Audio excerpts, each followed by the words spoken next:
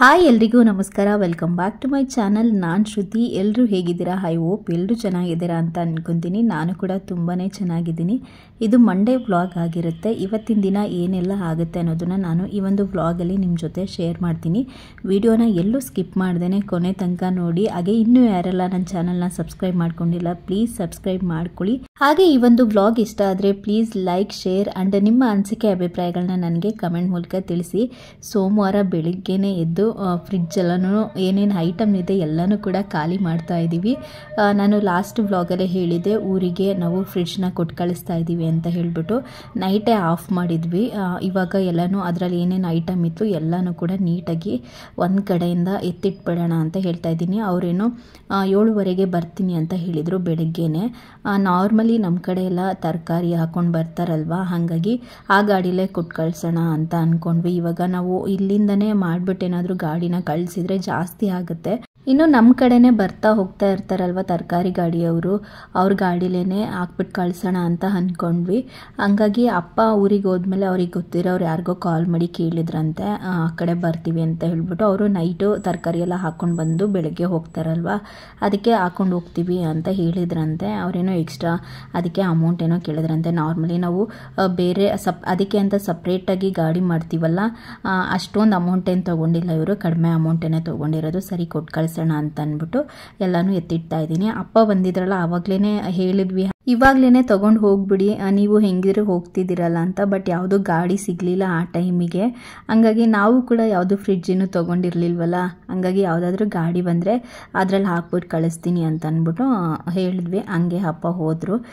ಇವಾಗ ಗಾಡಿ ಸಿಕ್ಕಿದೆ, ಹಾಗಾಗಿ ಆ ಗಾಡಿನೇಲೆ ಹಾಕ್ಬಿಟ್ಟು ಕಳಿಸೋಣ ಅಂತ ಅಂದ್ಬಿಟ್ಟು ಇಲ್ಲಿ ಎಲ್ಲನೂ ಎತ್ತಿಟ್ಕೊತಾ ಇದ್ದೀನಿ. ಜಾಸ್ತಿ ಐಟಮ್ ಇದೆ, ಇನ್ನೂ ಫ್ರಿಡ್ಜ್ ಬರೋ ತನಕ ಐಟಮ್ಗಳೆಲ್ಲ ಏನಾಗುತ್ತೋ ಏನೋ ಗೊತ್ತಿಲ್ಲ, ನೋಡಬೇಕು. ಸರಿ ಎಲ್ಲನೂ ಎತ್ತಿಡೋಣ ಅಂತ ಅಂದ್ಬಿಟ್ಟು ಎತ್ತಿಡ್ತಾ ಇದ್ದೀನಿ. ನನಗೆ ಹಿಂದಿನ ದಿನ ಹುಷಾರಿರಲಿಲ್ಲ, ನಾನು ವ್ಲಾಗಲ್ಲೇ ನಿಮ್ಮ ಜೊತೆ ಹೇಳಿದ್ದೆ. ಬಟ್ ಬೆಳಗ್ಗೆ ಅಷ್ಟರಲ್ಲಿ ಸ್ವಲ್ಪ ಪರವಾಗಿರಲಿಲ್ಲ. ಆನಂದೇ ಎಬ್ಸಿದ್ದು, ಎದ್ದೇಳು ಫ್ರಿಡ್ಜಲ್ಲಿರೋ ಐಟಮ್ ಎಲ್ಲ ತೆಗೆದಿಡು, ಅವ್ರು ಬರ್ತಾರೆ, ಕಾಲ್ ಮಾಡಿದ್ರು, ಟೈಮ್ ಆಗುತ್ತೆ ಅಂತ ಹೇಳಿ ಆಮೇಲೆ ಎದ್ದೆ. ಸ್ವಲ್ಪ ಪರವಾಗಿರಲಿಲ್ಲ. ನನಗೆ ಮಾತ್ರೆ ತೊಗೊಂಡಿರಲಿಲ್ಲ ಅಂದರೆ ಕಡಿಮೆ ಆಗ್ತಿರ್ಲಿಲ್ಲ ಅನಿಸುತ್ತೆ. ಮಾತ್ರೆ ತೊಗೊಂಡು ಮಲ್ಕೊಂಡಿದ್ದೆ, ಹಾಗಾಗಿ ಕಡಿಮೆ ಆಗಿದೆ. ಸರಿ ಎಲ್ಲನೂ ಎತ್ತಿಟ್ಬಿಡೋಣ ಅಂತ ಹೇಳ್ಬಿಟ್ಟು ಎತ್ತಿಡ್ತಾ ಇದ್ದೀನಿ. ಆನಂದ್ ಹಾಲಿರಲಿಲ್ಲ ಅಂತ ಅಂದ್ಬಿಟ್ಟು ಹಾಲು ತೊಗೊಂಡು ಬರೋದಕ್ಕೆ ಅಂತ ಹೋಗಿದ್ದಾರೆ. ಅವರಿಗಂತೂ ಎದ್ದ ತಕ್ಷಣ ಯಾವ ಕೆಲಸ ಹೆಂಗಿದ್ರು ಪರವಾಗಿಲ್ಲ, ಕಾಫಿ ಮಾಡಿಕೊಟ್ಬಿಡ್ಬೇಕು. ಹಂಗಾಗಿ ಎತ್ತಿಡ್ತಾಯಿದ್ರು, ನಾನು ಬಂದು ಹೆಲ್ಪ್ ಮಾಡಿಕೊಡ್ತೀನಿ, ಹಾಲು ತೊಗೊಂಡು ಬರ್ತೀನಿ ಅಂತ ಅಂದ್ಬಿಟ್ಟು ಹೋದರು. ನಾನಿಲ್ಲಿ ಎಲ್ಲನೂ ಎತ್ತಿಡೋಣ ಅಂತ ಹೇಳ್ಬಿಟ್ಟು ಎತ್ತಿಡ್ತಾ ಇದ್ದೀನಿ.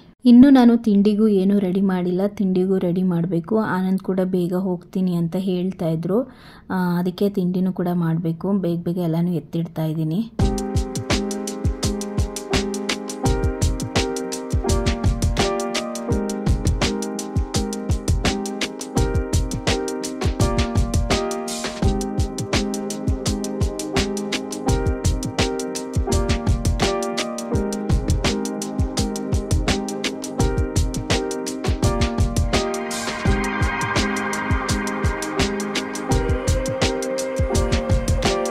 ಒಳಗಡೆ ಏನೇನು ಐಟಮ್ ಇತ್ತು ಅದನ್ನೆಲ್ಲನೂ ಕೂಡ ಇವಾಗ ಎತ್ತಿಟ್ಟಿದ್ದೀನಿ. ಮೇಲಿರೋದು ಹಾಗೆ ಇರಲಿ, ಆಮೇಲೆ ಎತ್ತಿಡೋಣ ಅಂತ ಹೇಳ್ಬಿಟ್ಟು ಸರಿ ಎಲ್ಲನೂ ಒಂದು ಕಡೆಯಿಂದ ನೀಟಾಗಿ ಒರೆಸ್ಬಿಟ್ಟು ಕೊಟ್ಟು ಕಳ್ಸೋಣ ಅಂತ ಹೇಳ್ಬಿಟ್ಟು ಒರೆಸ್ಕೊತಾ ಇದ್ದೀನಿ. ನಾನು ನಾರ್ಮಲಿ ಅವಾಗವಾಗ ಒರೆಸ್ಕೊತಾನೆ ಇದ್ದೀನಿ, ಫ್ರಿಡ್ಜು ನೀಟಾಗೇ ಇದೆ. ಬಟ್ ಸ್ಟಿಲ್ ಆದರೂ ಸ್ವಲ್ಪ ನೀಟಾಗಿ ಒರೆಸ್ಬಿಟ್ಟು ಕೊಟ್ಟು ಕಳ್ಸೋಣ ಅಂತ ಹೇಳಿ. ಮೇಲೆಲ್ಲ ಏನಾಗುತ್ತೆ ಅಂತಂದರೆ ಪಕ್ಕದಲ್ಲೇ ಕಿಚನ್ ಅಂದರೆ ಸ್ಟವ್ ಇರೋದ್ರಿಂದ ಜಿಡ್ಡೆಲ್ಲ ಹಾರುತ್ತೆ, ಒಂದು ಸ್ವಲ್ಪ ಅಂಟಂಟು ಥರ ಎಲ್ಲ ಆಗಿರುತ್ತೆ ಮೇಲೆಲ್ಲ. ಹಾಗಾಗಿ ನೀಟಾಗಿ ಒರೆಸ್ಬಿಟ್ಟು ಕೊಡೋಣ ಅಂತ ಹೇಳಿ ನಾನಿಲ್ಲಿ ಒರೆಸ್ಕೊತಾ ಇದ್ದೀನಿ. ಆನಂದ್ ರೇಗಾಡ್ತಾ ಇದ್ರು, ಹಂಗೇನು ಏನಕ್ಕೆ ಹಿಂಗೆಲ್ಲ ಒರೆಸ್ತೀಯ ಬಿಡು ಅಂತಂದ್ಬಿಟ್ಟು, ಎಲ್ಲಿ ಕೊಟ್ಟು ಕಳಿಸ್ತಾ ಇರೋದು, ಅವರೇ ಕ್ಲೀನ್ ಮಾಡ್ಕೊತಾರೆ ಅಂತ.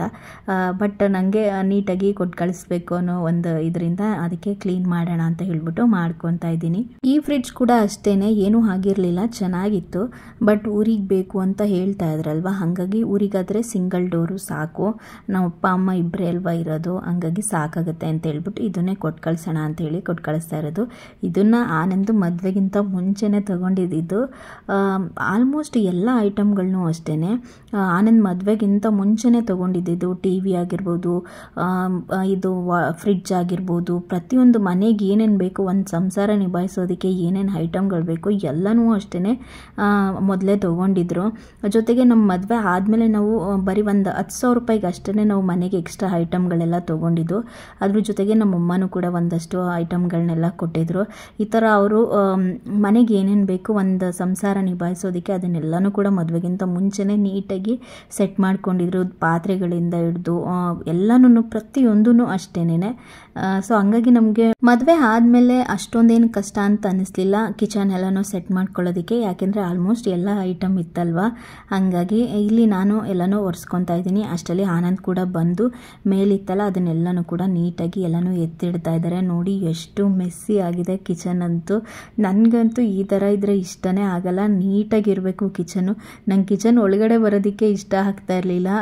ಯಾವಾಗ ಫ್ರಿಡ್ಜ್ ಬರುತ್ತಪ್ಪ ನೀಟಾಗಿ ಎಲ್ಲನೂ ಸೆಟ್ ಮಾಡ್ಕೊತೀನಪ್ಪ ಅಂತ ಅನ್ನಿಸ್ತಾ ಇತ್ತು. ಆನಂದ್ ಎಲ್ಲನೂ ಎತ್ತಿಡ್ತಾ ಇದ್ದರೆ ನಾನಿಲ್ಲಿ ಒಂದು ಕಡೆ ಕ್ಲೀನ್ ಮಾಡ್ಕೊತಾ ಇದ್ದೆ. ಕಾಲಿನ್ ಹಾಕ್ಕೊಂಡು ಎಲ್ಲನೂ ಒರೆಸ್ತಾ ಇದ್ದೆ ಹೊರಗಡೆ ಎಲ್ಲನೂ. ಒಳಗಡೆ ನಾನು ಯಾವಾಗಲೂ ಅಷ್ಟೇ ನಾರ್ಮಲಿ ಒಂದು ಒದ್ದೆ ಬಟ್ಟೆ ಮಾಡಿಕೊಂಡು ಒರೆಸ್ಕೊಂಡು ಅದಾಗಿದ್ಮೇಲೆ ಒಂದು ಒಣಗಿರೋ ಬಟ್ಟೆನಲ್ಲಿ ಒರೆಸ್ಕೊತೀನಿ. ಅದಕ್ಕೆ ಯಾವುದೇ ಥರದ ಕೆಮಿಕಲ್ಲು ಇಲ್ಲ ಬೇರೆ ಏನೂ ಹಾಕಲ್ಲ ನಾನು. ಒಳಗಡೆ ಏನೂ ಆಗಿರಲ್ವಲ್ಲ, ಬರೀ ನೀರು ಆಗಿರುತ್ತೆ ಅಷ್ಟೇ, ಗಲೀಜೇನು ಇರೋದಿಲ್ವಲ್ಲ. ಹಂಗಾಗಿ ನಾನು ಬರೀ ಒದ್ದೆ ಬಟ್ಟೆ ಮಾಡಿಕೊಂಡು ಒರೆಸ್ಕೊತೀನಿ ಅಷ್ಟೇ. ಮೇಲ್ ಮಾತ್ರ ಕಾಲಿನ್ ಹಾಕ್ಕೊಂಡು ಒರೆಸ್ಕೊತೀನಿ. ಆವಾಗಲೇ ಹೇಳಿದ್ನಲ್ವ ನಾನು, ಪಕ್ಕದಲ್ಲಿ ಸ್ಟವ್ ಇರೋದ್ರಿಂದ ಜಿಡ್ಡಾಗುತ್ತೆ. ಹಂಗಾಗಿ ಕಾಲಿನ್ ಹಾಕ್ಕೊಂಡು ಒರೆಸ್ಕೊಂಡ್ರೆ ನೀಟಾಗಿ ಜಿಡ್ಡೆಲ್ಲ ಹೋಗುತ್ತೆ. ಹಂಗಾಗಿ ಒರೆಸ್ಬಿಟ್ಟು ಕೊಡೋಣ ಅಂತ ಹೇಳಿ ಒರೆಸ್ತಾ ಇದ್ದೀನಿ.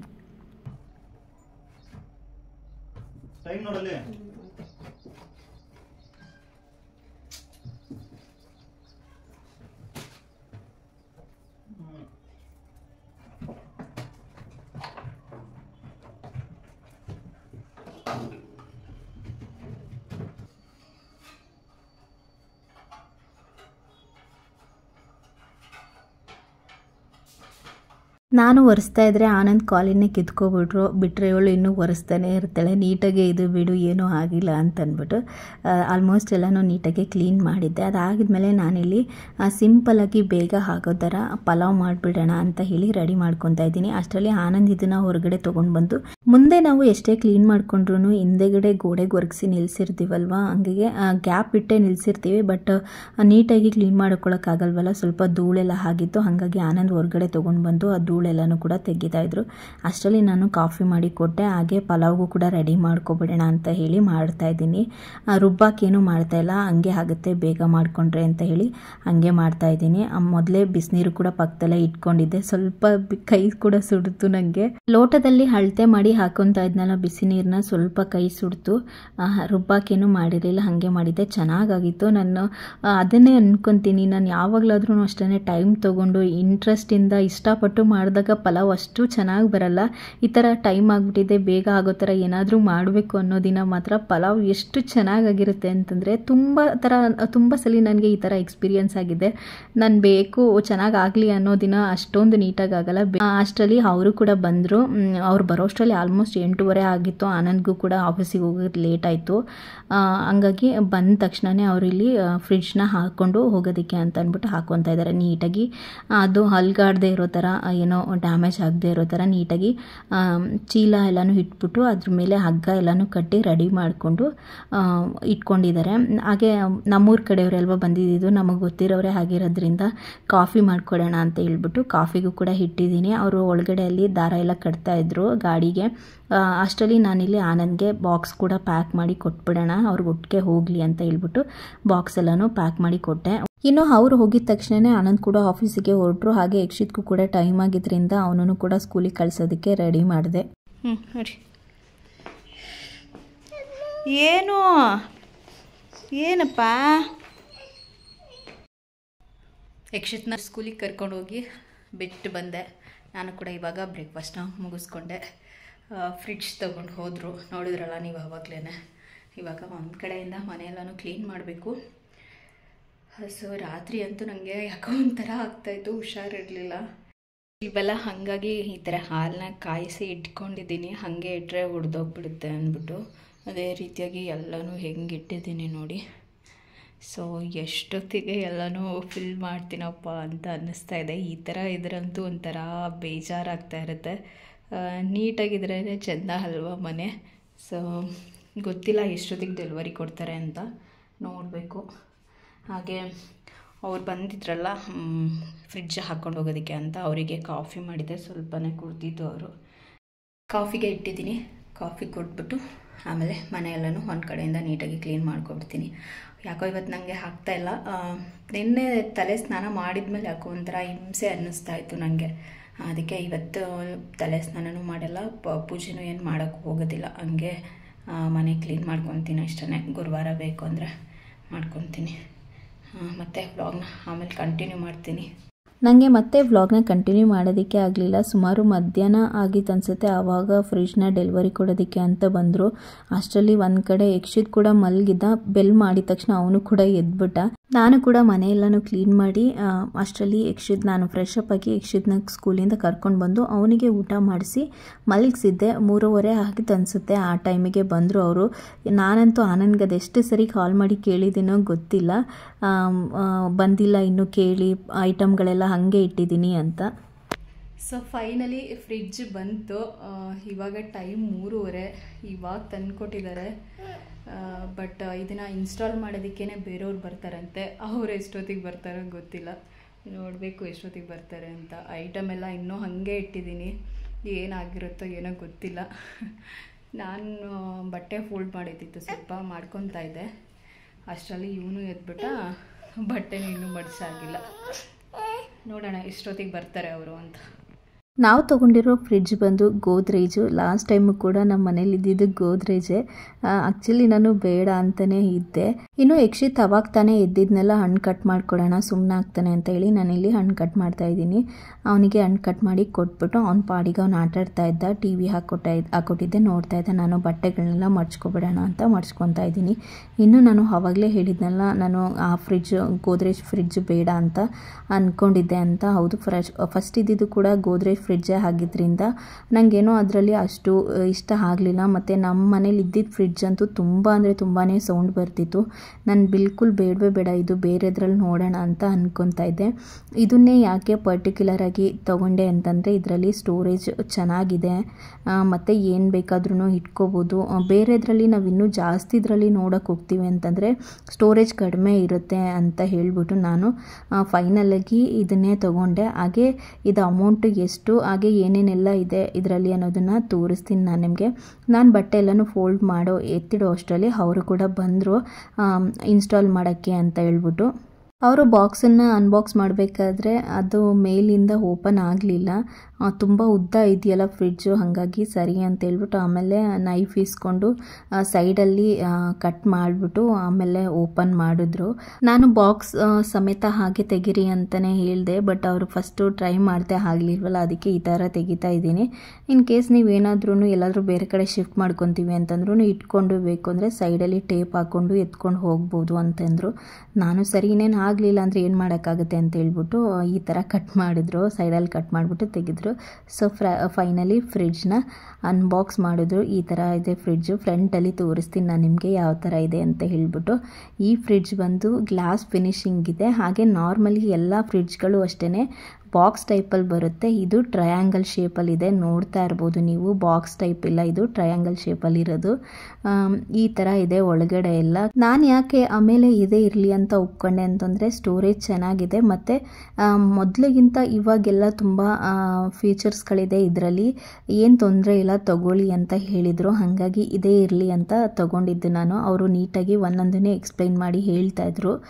ಫ್ರೀಝರಲ್ಲಿ ಏನೇನಿದೆ, ಹಾಗೆ ಯಾವ ಥರ ಯೂಸ್ ಮಾಡಬೇಕು, ಹಾಗೆ ಕೆಳಗಡೆನೂ ಅಷ್ಟೇ. ಅದು 2 ಮೇಲ್ಗಡೆ ಇದೆಯಲ್ಲ ಸ್ಟೋರೇಜು, ಅದರಲ್ಲಿ ನಾವು ಕೂಲರ್ನ ಜಾಸ್ತಿ ಮಾಡ್ಕೋಬೋದು, ಇಲ್ಲ ಅಂತಂದರೆ ಆ ನಾರ್ಮಲಾಗೂ ಕೂಡ ಇಟ್ಕೋಬೋದು. ಇಲ್ಲಿ 2 ಬಂದು ನಾರ್ಮಲಾಗಿ ಕೂಲ್ ಆಗುವಂಥದ್ದು, ಮೇಲ್ಗಡೆ ಇರೋದು ಜಾಸ್ತಿ ಕೂಲ್ ಆಗುತ್ತೆ. ಹಾಗೆ ನಾನು ಲಾಸ್ಟ್ ವ್ಲಾಗಲ್ಲೂ ಹೇಳಿದ್ದೆ ನನಗೆ ಯಾಕೋ ಮನಸ್ಸಿರಲಿಲ್ಲ ಇದನ್ನು ತಗೊಳ್ಳೋದಕ್ಕೆ ಅಂತ. ಏನಕ್ಕಪ್ಪ ಅಂತಂದರೆ ಕೆಳಗಡೆ ಒಂಥರ ಖಾಲಿ ಅನ್ನಿಸ್ತಾ ಇದೆ, ನೋಡ್ತಾ ಇರ್ಬೋದು ನಿಮಗೆ. ಕೆಳಗಡೆನೂ ಏನಾದರೂ ಇಟ್ಕೊಳ್ಳೋದಕ್ಕೆ ಇದ್ದಿದ್ರೆ ಚೆನ್ನಾಗಿರೋದು ಅಂತ ಅನ್ನಿಸ್ತಾ ಇತ್ತು. ಅಲ್ಲಿ ಸ್ಟೋರೇಜ್ ಸ್ಪೇಸ್ ಏನಕ್ಕಿಲ್ಲ ಅಂತಂದರೆ ಫ್ರೂಟ್ಸು ಮತ್ತು ವೆಜಿಟೇಬಲ್ದು ಬಾಕ್ಸ್ ಇದೆಯಲ್ಲ ಅದು ದೊಡ್ಡದಿದೆ, ತುಂಬ ಐಟಮ್ಸ್ಗಳನ್ನ ಇಟ್ಕೋಬೋದು ವೆಜಿಟೇಬಲ್ ಮತ್ತು ಫ್ರೂಟ್ಸ್ಗಳನ್ನ. ಹಾಗಾಗಿ ಅಲ್ಲಿ ಖಾಲಿ ಬಿಟ್ಟಿದ್ದಾರೆ, ಏನೂ ಇಟ್ಟಿಲ್ಲ. ಆಮೇಲೆ ಅಂದ್ಕೊಂಡೆ ಇರಲಿ ಪರವಾಗಿಲ್ಲ ಅಂತ ಹೇಳಿಬಿಟ್ಟು ಅವರು ಕೂಡ ನೀಟಾಗಿ ಒಂದೊಂದನ್ನೇ ಎಕ್ಸ್ಪ್ಲೈನ್ ಮಾಡಿ ಹೇಳಿದ್ರು. ಇದು ಬಂದು ಗ್ಲಾಸ್ ಫಿನಿಶಿಂಗು. ನನಗೆ ಅವರು ಅಲ್ಲಿ ತೊಗೋಬೇಕಾದ್ರೆ ಹೇಳಲಿಲ್ಲ, ಆಮೇಲೆ ಹೇಳಿದ್ರು ಗ್ಲಾಸ್ ಫಿನಿಶಿಂಗ್ ಇರೋದಿದು ಅಂತ ಹೇಳಿ. ನನಗಂತೂ ಒಂದು ಕ್ಷಣ ಭಯನೇ ಆಯಿತು, ಯಕ್ಷಿತ್ ಹತ್ರ ಹೆಂಗಪ್ಪ ನೋಡ್ಕೊಳ್ಳೋದು ಅಂತ. ಅವನೇನಿಲ್ಲ, ಸುಮ್ಮನೆ ಒಂದು ಸರಿ ಹೊಡೆದ್ರೆ ಸಾಕು. ಅವ್ರು ಅದನ್ನೇ ಹೇಳ್ತಾಯಿದ್ರು, ಸುಮ್ಮನೆ ಜಸ್ಟ್ ಹೊಡೆದ್ರೆ ಸಾಕು, ಪುಡಿ ಹಾಕೋಗುತ್ತೆ, ಹುಷಾರಾಗಿ ನೋಡ್ಕೊಳ್ಳಿ ಅಂತ. ಸೊ ಫೈನಲಾಗಿ ಫ್ರಿಡ್ಜು ಈ ಥರ ಇದೆ, ಒಳಗಡೆ ಮತ್ತು ಮೇಲ್ಗಡೆ ಎಲ್ಲ. ನಿಮಗೆ ಹೇಗೆ ಅನ್ನಿಸ್ತು ಅಂತ ನನಗೆ ಕಮೆಂಟ್ ಮಾಡಿ ತಿಳಿಸಿ. ಹಾಗೆ ಇದ್ರದ್ದು ಪ್ರೈಸ್ ಕೂಡ ಕೇಳ್ತಾ ಇದ್ದಾರೆ ತುಂಬ ಜನ. ಇದನ್ನು 1 ಇಯರ್ಗೆ ವಾರಂಟಿ ಕೊಟ್ಟಿರೋದು. ಆಮೇಲೆ ಮತ್ತೆ ನಾವು 4 ಇಯರ್ಸ್ ಅಂತಂದರೆ 1+4 5 ಇಯರ್ಸ್ಗೆ ವಾರಂಟಿನ ಎಕ್ಸ್ಟೆಂಡ್ ಮಾಡಿಸ್ಕೊಂಡ್ವಿ. ಏನಕ್ಕಪ್ಪ ಅಂತಂದರೆ ಇನ್ ಕೇಸ್ ಏನಾದ್ರೂ ಅಷ್ಟರಲ್ಲಿ ಪ್ರಾಬ್ಲಮ್ ಆದರೆ 5 ಇಯರ್ಸ್ ಒಳಗಡೆ ಏನೇ ಪ್ರಾಬ್ಲಮ್ ಆದ್ರೂ ಕೂಡ ಅವ್ರ ಕಡೆಯಿಂದನೇ ಫ್ರೀ ಸರ್ವಿಸ್ ಇರುತ್ತಂತೆ. ಅದಕ್ಕೆ ಅಂತ ಅಂದ್ಬಿಟ್ಟು ನಮಗೆ 980 ರೂಪೀಸ್ ಎಕ್ಸ್ಟ್ರಾ ಚಾರ್ಜ್ ಮಾಡಿದ್ರು. ನಮಗೇನೋ 1,500 ರೂಪಾಯಿ ಏನೋ ಡಿಸ್ಕೌಂಟ್ ಕೂಡ ಆಯಿತು. ಟೋಟಲ್ ಫ್ರಿಡ್ಜ್ ಅಮೌಂಟ್ ಬಂದು 29,800 ಏನೋ ಆಯಿತು. ಇದು 270 ಲೀಟರ್ ಕೆಪಾಸಿಟಿ ಇರೋವಂಥದ್ದು. ನಾವಿನ್ನೂ ಜಾಸ್ತಿ ಇರೋದು 300 340 ಕೆಪಾಸಿಟಿ ಇರೋದನ್ನ ನೋಡ್ತೀವಿ ಅಂತಂದರೆ ಸ್ಟೋರೇಜ್ ಕಡಿಮೆ ಇರುತ್ತೆ. ಹಂಗೆ ಅದೇ ಥರ ಇಷ್ಟೊಂದು ಗ್ಲಾಸ್ ಫಿನಿಶಿಂಗ್ ಇರೋದಾಗಿರ್ಬೋದು ಮತ್ತು ಟ್ರಯಾಂಗಲ್ ಶೇಪ್ ಇರೋದು ಯಾವುದು ಕೂಡ ಈ ಥರದ್ದು ಇರಲಿಲ್ಲ. ಅವರು ಕೂಡ ಅದನ್ನೇ ಹೇಳಿದರು, ಇವಾಗೆಲ್ಲ ಇದೇ ಟ್ರೆಂಡ್ ಇರೋದು, ನಿಮ್ಮ ಹಿಂದೆ ಬಂದವರು ಕೂಡ ಇದೇ ಬುಕ್ ಮಾಡೋಗಿರೋದು ಅಂತ ಬಿಲ್ ಸಮೇತ ನಮಗೆ ತೋರಿಸಿದ್ರು. ಸರಿ ಅಂತ ಅಂದ್ಬಿಟ್ಟು ನನಗೂ ಕೂಡ ಇಷ್ಟ ಆಯಿತು. ಅದಾಗಿದ್ಮೇಲೆ ಸರಿ ಅಂತ ಅಂದ್ಬಿಟ್ಟು ಅದನ್ನೇ ಬುಕ್ ಮಾಡಿದ್ವಿ. ಓವರ್ ಆಲ್ ನನಗೆ ಫ್ರಿಡ್ಜು ಇಷ್ಟ ಆಯಿತು. ಸ್ಟೋರೇಜ್ಗಾಗಿರ್ಬೋದು ಪ್ರತಿಯೊಂದಕ್ಕೂ ಕೂಡ ಚೆನ್ನಾಗಿದೆ. ಹಾಗೆ ಯಕ್ಷಿತ್ ಹತ್ರ ಸ್ವಲ್ಪ ಹುಷಾರಾಗಿ ಇದನ್ನು ನೋಡ್ಕೋಬೇಕು ಅನ್ನೋದು ಕೂಡ ಮನಸ್ಸಲ್ಲಿತ್ತು. ಸರಿ ಅವರೆಲ್ಲ ಬಂದು ಹೇಳ್ಕೊಟ್ಟು ಹೋದ್ಮೇಲೆ ಫಸ್ಟೇ ಹೇಳಿದ್ದು ಅವರು, ಇವಾಗ ಆಫ್ ಮಾಡಿ 1 ಅವರ್ ಬಿಟ್ಟು ಆನ್ ಮಾಡಿ, ಆನ್ ಮಾಡಿದ್ಮೇಲೆ 2 ಅವರ್ಸ್ ಹಾಗೆ ಬಿಟ್ಟು ಅದಾಗಿದ್ಮೇಲೆ ಸ್ಟೋರ್ ಮಾಡ್ಕೊಳ್ಳಿ, ಅಷ್ಟರಲ್ಲಿ ಅದು ನೀಟಾಗಿ ಕೂಲ್ ಆಗಿರುತ್ತೆ ಅಂತ ಹೇಳಿದರು. ನಾನು ಒಂದು 8:30 ಹಂಗೆ ಇವಾಗ ಎಲ್ಲನೂ ಕೂಡ ನೀಟಾಗಿ ಸ್ಟೋರ್ ಮಾಡ್ಕೊತಾ ಇದ್ದೀನಿ, ಎಷ್ಟಾಗುತ್ತೋ ಅಷ್ಟನ್ನು. ಹಾಗೆ ಮೊಟ್ಟೆ ಕೂಡ ಅಷ್ಟೇ ಒಳಗಡೆನೇ ಇಟ್ಕೋಬೋದು, ಅದಕ್ಕೆ ಅಂತಲೇ ಎಕ್ಸ್ಟ್ರಾ ಒಂದು ಬಾಕ್ಸ್ ಥರನೂ ಕೊಟ್ಟಿದ್ದಾರೆ. ಹಂಗಾಗಿ ಮೊಟ್ಟೆನೂ ಕೂಡ ಅದರಲ್ಲೇ ಇಟ್ಟಿದ್ದೀನಿ. ನೀಟಾಗಿ ಹಣ್ಣುಗಳನ್ನೂ ಕೂಡ ಕೆಲವೊಂದು ನಾರ್ಮಲಿ ನಾನು ಹಣ್ಣುಗಳನ್ನೆಲ್ಲ ಫ್ರಿಡ್ಜಲ್ಲಿ ಇಡಲ್ಲ. ಆನಂದ್ ಅದನ್ನೇ ಹೇಳ್ತಾಯಿದ್ರು, ನಿಂಗೆ ಯಾರು ಹೇಳಿದ್ದು ಹಣ್ಣುಗಳನ್ನ ಫ್ರಿಡ್ಜಲ್ಲಿ ಇಡಬಾರ್ದು ಅಂತ ಹೇಳ್ಬಿಟ್ಟು ಅಂತ. ಸರಿ ಅವ್ರು ಹೇಳಿದ್ರಲ್ಲ ಅಂದ್ಬಿಟ್ಟು ಹಣ್ಣುಗಳನ್ನೂ ಕೂಡ ಇಟ್ಟಿದ್ದೀನಿ. ನಾನಿಲ್ಲಿ ಫ್ರೀಝರಲ್ಲಿ ಕಾಳುಗಳನ್ನ ಇಟ್ಕೊಂಡಿದ್ದೀನಿ. ನಾರ್ಮಲಿ ನನಗೆ ಊರಿಂದ ಕಾಳುಗಳನ್ನ ಕೊಟ್ಟು ಕಳಿಸ್ತಾರಲ್ವ, ಹಾಗಾಗಿ ಜಾಸ್ತಿ ದಿನ ಬರುತ್ತೆ ಅಂತ ಹೇಳ್ಬಿಟ್ಟು ಫ್ರಿಡ್ಜಲ್ಲೇ ಇಟ್ಕೊತೀನಿ. ಹಾಗೆ ಇಟ್ಕೊಂಡ್ರೆ ಎಲ್ಲ ಬೇಗ ಹುಳ ಆಗಿಬಿಡುತ್ತೆ ಅಂದ್ಬಿಟ್ಟು ಫ್ರೀಝರಲ್ಲಿ ಇಟ್ಟಿದ್ದೀನಿ. ಅದರಲ್ಲಾದರೆ ತುಂಬ ದಿನ ಇರುತ್ತೆ ಅಂತ. ಒಂದು ದಿನ ಫ್ರಿಡ್ಜ್ ಇಲ್ಲ ಅಂತಂದರೆ ನೋಡಿ ನನ್ನ ಪಜಿತಿನ ಹೆಂಗಾಗಿದೆ ಅಂತ. ಫ್ರಿಡ್ಜ್ ಇಲ್ಲ ಅನ್ನೋದಕ್ಕಿಂತ ಹೆಚ್ಚಾಗಿ ಅದು ಮೆಸ್ಸಿ ಆಗಿರುತ್ತಲ್ಲ, ಅದನ್ನು ನೋಡೋದಕ್ಕೇ ಇಷ್ಟ ಆಗಲ್ಲ. ನನಗೂ ಕೂಡ ಅದೇ ಥರನೇ ಆಗ್ತಾಯಿತ್ತು. ಕಿಚನ್ಗೆ ಏನಾದರೂ ಕೆಲಸ ಮಾಡಬೇಕು ಅಂತ ಬಂದರೆ ಸಾಕು, ಅಲ್ಲಿ ಮೆಸ್ಸಿ ಆಗಿರೋದನ್ನೆಲ್ಲ ನೋಡಿದರೆ ಸಾಕು, ಯಾವ ಕೆಲಸ ಮಾಡೋದಕ್ಕೂ ಇಂಟ್ರೆಸ್ಟ್ ಬರೋಲ್ಲ. ಜೊತೆಗೆ ನನಗೆ 8:30 ಆಗಿದ್ರೂ ನಾನು ಇನ್ನೂ ಅಡುಗೆನೂ ಕೂಡ ಏನೂ ಮಾಡಿರಲಿಲ್ಲ. ಏನಕ್ಕಪ್ಪ ಅಂತಂದರೆ ಏನೋ ಅಲ್ಲಿ ನೋಡಿದ್ರೆ ಒಂಥರ ಅನಿಸೋದು, ಎಷ್ಟೊತ್ತಿಗೆ ಇದನ್ನೆಲ್ಲನೂ ನೀಟಾಗಿ ಎತ್ತಿಡ್ತೀನಪ್ಪ ಅನ್ನೋ ಥರ ಆಗ್ತಾಯಿತ್ತು ನನಗೆ. ಅಲ್ಲಿವರೆಗೂ ನನಗೆ ಮನಸ್ಸಿಗೆ ಸಮಾಧಾನನೇ ಆಗಲಿಲ್ಲ. ಎಲ್ಲನೂ ಎತ್ತಿಟ್ಬಿಟ್ಟೆ ನಾನು. ಆಮೇಲೆ ಅಡುಗೆ ಕೆಲಸನ ಸ್ಟಾರ್ಟ್ ಮಾಡಿದ್ದು. ಇನ್ನು ಆನಂದ್ ನನ್ನನ್ನು ಬಂದ ತಕ್ಷಣ ರೇಗಿಸ್ತಾ ಇದ್ರು, ಏನು ಕುಳ್ಳಿ ಇದು, ಫ್ರಿಡ್ಜ್ ಅಷ್ಟು ಉದ್ದನೂ ಇಲ್ಲ, ನೀನು ನೋಡಿದ್ರೆ ಇಷ್ಟುದ್ದ ಫ್ರಿಡ್ಜ್ ತೆಗೆಸ್ಕೊಂಡಿದ್ಯಾ ಅಂತ ಹೇಳಿ. ನಾನು ಸ್ವಲ್ಪ ಕುಳ್ಳಿ, ಅದಕ್ಕೆ ಆ ಥರ ರೇಗಿಸ್ತಿದ್ರು. ಆಮೇಲೆ ಫ್ರಿಡ್ಜ್ ಓಪನ್ ಮಾಡಿ ನೋಡಿಬಿಟ್ಟು, ಏನಿದು ಫ್ರಿಡ್ಜಲ್ಲಿ ಏನು ಇಟ್ಟೇ ಇಲ್ಲ, ಇಷ್ಟೇ ಇಟ್ಟಿರೋದು, ಜಾಗ ಸಾಕಾಗಲ್ಲ ನನಗೆ ಅಂತಿದ್ದೆ ಅಂತಲೂ ಹೇಳ್ತಾ ಇದ್ರು. ಇವಾಗ ನಾನು ಕಾಳುಗಳನ್ನೆಲ್ಲನೂ ಫ್ರೀಝರಲ್ಲಿ ಇಟ್ಕೊಂಡಿರೋದ್ರಿಂದ ಇಲ್ಲಿ ನನಗೆ ಸ್ಟೋರೇಜ್ಗೆ ಸ್ಪೇಸ್ ಸಿಕ್ಕಿದೆ. ಹಾಗಾಗಿ ಖಾಲಿ ಅನ್ನಿಸ್ತಾ ಇದೆ. ಊಟಕ್ಕೆ ಅಂತ ಹೇಳಿ ಭಾನುವಾರ ಆನಂದ್ ಗೆಣಸು ತಗೋ ಅಂತ ಹೇಳಿದ್ರಲ್ಲ, ತಗೊಂಡಿದ್ದೆ. ಇವತ್ತು ಮಾಡಿಕೊಡೋಣ ಅಂತ ಹೇಳ್ಬಿಟ್ಟು ಗೆಣಸನ್ನ ಬೇಯಿಸಿ ಇಟ್ಟಿದ್ದೀನಿ. ಹಾಗೆ ಟೊಮೆಟೊ ಸಾಂಬಾರು, ರೈಸು ಮತ್ತು ಗೆಣಸು ಜೊತೆ ತಿನ್ನೋದಕ್ಕೆ ಪಾಯಸ ಚೆನ್ನಾಗಿರುತ್ತೆ, ಹಾಗಾಗಿ ಪಾಯಸನೂ ಕೂಡ ಮಾಡಿದ್ದೆ. ಇದಾಗಿತ್ತು ಇವತ್ತಿನ ವ್ಲಾಗ್. ಐ ಹೋಪ್ ನಿಮ್ಮೆಲ್ಲರಿಗೂ ಕೂಡ ಈ ಒಂದು ವ್ಲಾಗ್ ಇಷ್ಟ ಆಗಿರುತ್ತೆ ಅಂದ್ಕೊತೀನಿ. ಇಷ್ಟ ಆದರೆ ಪ್ಲೀಸ್ ಒಂದು ಲೈಕ್ ಮಾಡಿ. ಹಾಗೆ ಈ ಒಂದು ವ್ಲಾಗ್ ನಿಮಗೆ ಹೇಗೆ ಅನ್ನಿಸ್ತು ಅನ್ನೋದನ್ನು ನನಗೆ ಕಮೆಂಟ್ ಮೂಲಕ ತಿಳಿಸಿ. ಹಾಗೆ ಫ್ರಿಡ್ಜ್ ಹೇಗಿದೆ ಅನ್ನೋದನ್ನು ಕೂಡ ನನಗೆ ಕಮೆಂಟ್ ಮೂಲಕ ತಿಳಿಸಿ. ಮತ್ತು ಇನ್ನೊಂದು ವ್ಲಾಗ್ನೊಂದಿಗೆ ಆದಷ್ಟು ಬೇಗ ನಾನು ನಿಮಗೆ ಸಿಗ್ತೀನಿ. ಅಲ್ಲಿವರೆಗೂ take care, bye, with lots of love.